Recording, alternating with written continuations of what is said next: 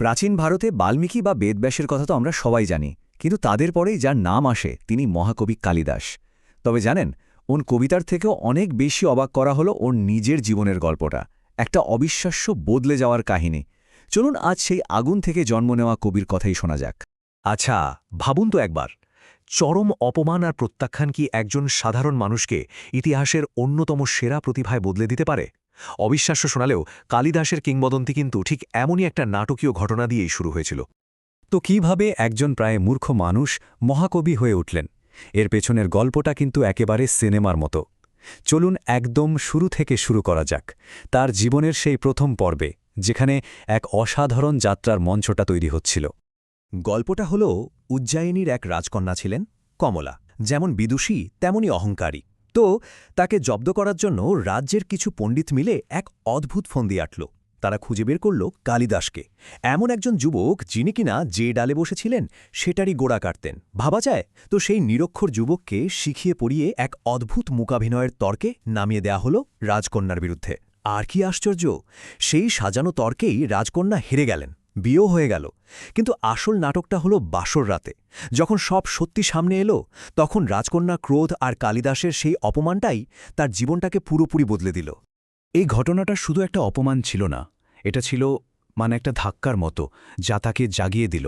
ওই প্রত্যাখ্যানের আগুনটাই যেন তার ভেতরের সব অজ্ঞতাকে পুড়িয়ে ছাই করে দিল, আর সেখান থেকে জন্ম নিল জ্ঞান অর্জনের এক অসম্ভব জেদ।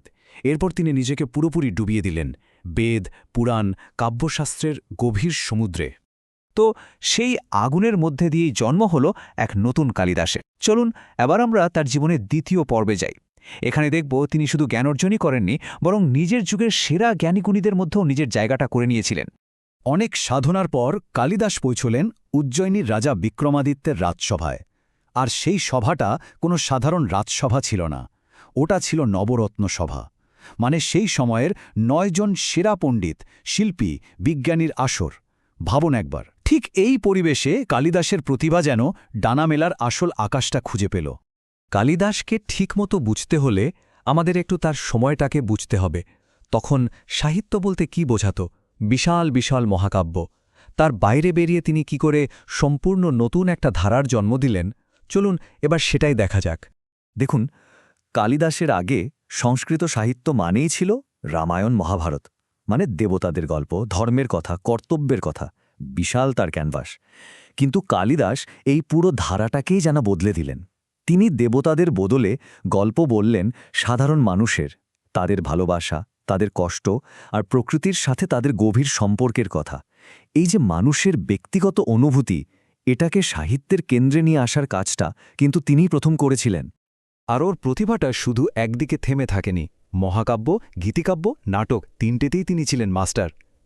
একদিকে যেমন রঘুবংশমের মতো বিশাল মহাকাব্য লিখেছেন, তেমনি মেঘদূতমের মতো একটা গীতিকাব্য লিখেছেন, যেখানে এক বিরোহী প্রেমিক মেঘকে দূত বানিয়ে তার প্রিয়ার কাছে খবর পাঠাচ্ছে।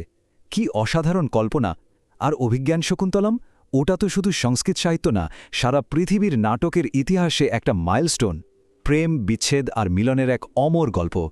কালিদাসের লেখার জাদুটা কোথায় জানেন? তার উপমায়। সংস্কৃতে একটা কথা এখনও চলে, উপমা কালিদাস্যাস্যা, উপমা ব্যবহারে কালিদাসের জুড়ি মেলা ভার। তিনি যেভাবে প্রকৃতির সাথে মানুষের আবেগকে মিলিয়ে দিতেন, সেটা অবিশ্বাস্য।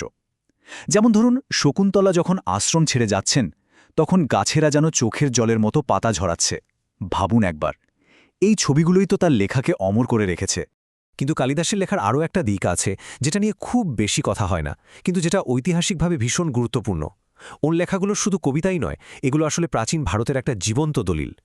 হ্যাঁ, এটা কোনো সাহিত্যিক বাড়াবাড়ি নয়, এটা একটা ঐতিহাসিক সত্যি। কালিদাসের কাব্যগুলো শুধু কল্পনা নয়, এগুলো আসলে প্রাচীন ভারতের একটা নিখুঁত মানচিত্র, একটা ম্যাপ, যেটা শ্লোক দিয়ে তৈরি। ওন লেখা পড়লে মনে হয় যেন টাইম ট্রাভেল করে অতীতে চলে গেছি। সেই সময়ের সংস্কৃতি, সভ্যতা, শাসন ব্যবস্থা, এমনকি বিভিন্ন জায়গায় নিখুঁত ভৌগোলিক বর্ণনাও পাওয়া যায়। যেমন মেঘদূতমে মেঘ যে রাস্তা দিয়ে যায়, অনেক ঐতিহাসিকের মতে ওটা আসলে প্রাচীন ভারতের একটা গুরুত্বপূর্ণ ট্রেড রুটের বর্ণনা। যে কোনো কবির আসল পরিচয় তো তার কাজের প্রভাব দিয়ে, তাই না?